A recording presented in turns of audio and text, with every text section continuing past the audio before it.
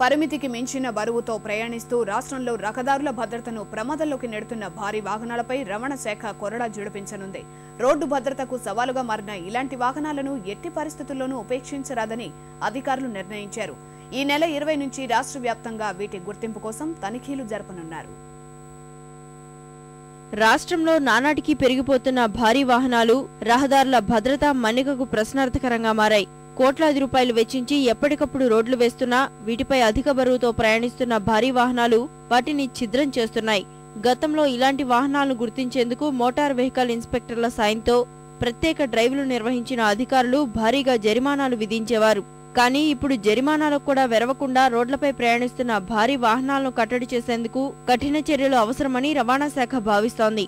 అందుకే ఇలా అధిక బరువుతో ప్రయాణిస్తున్న వాహనాలను గుర్తించి చర్యలు తీసుకోవాలని అధికారులు నిర్ణయించారు. కేవలం జరిమానాలతో సరిపెట్టకుండా కేసులు నమోదు చేయాలని నిర్ణయం తీసుకున్నారు.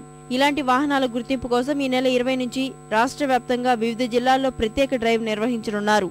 గతంలో కూడా ఇటువంటి స్పెషల్ డ్రైవ్స్ చేసినప్పుడు కూడా కంటిన్యూస్గా దీన్ని పనిచేయడానికి అలాగే కేసులు అనేది రెగ్యులర్గా నమోదు చేస్తూనే ఉన్నారు. అయినప్పటికీ కూడా మరి ఈ యొక్క యాక్సిడెంట్స్ రేటు దృష్ట్యా కానీ ఇటు రోడ్ల పరిస్థితి దృష్ట్యా కానీ దీన్ని అంతా కూడా కలిసికట్టుగా కోఆర్డినేటెడ్గా అన్ని డిపార్ట్మెంట్స్తో కలిసి చేయాలని కూడా ఆదేశాలు ఇవ్వడం జరిగింది. ఈ నెల 20 నుంచి ఈ యొక్క తనిఖీలు ముమ్మరం చేయటము అలాగే కేసులు వాటిపై కేసులు కోర్టులో ప్రవేశపెట్టడం కూడా చేయడం జరుగుతుంది. నిబంధనలకు విరుద్ధంగా అధిక బరువుతో ప్రయాణిస్తున్న వాహనాల వల్ల రహదారులకు నష్టం వాటిల్లడంతో పాటు తరచుగా ప్రమాదాలు కూడా జరుగుతున్నాయి.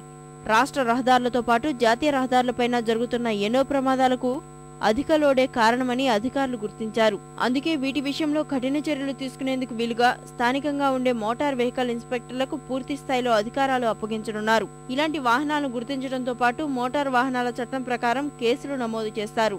వీటితో పాటు రాష్ట్ర వ్యాప్తంగా ఉన్న రవాణా శాఖ చెక్ పోస్టులను కూడా ఆధునికీకరించేందుకు ప్రయత్నాలు జరుగుతున్నాయి.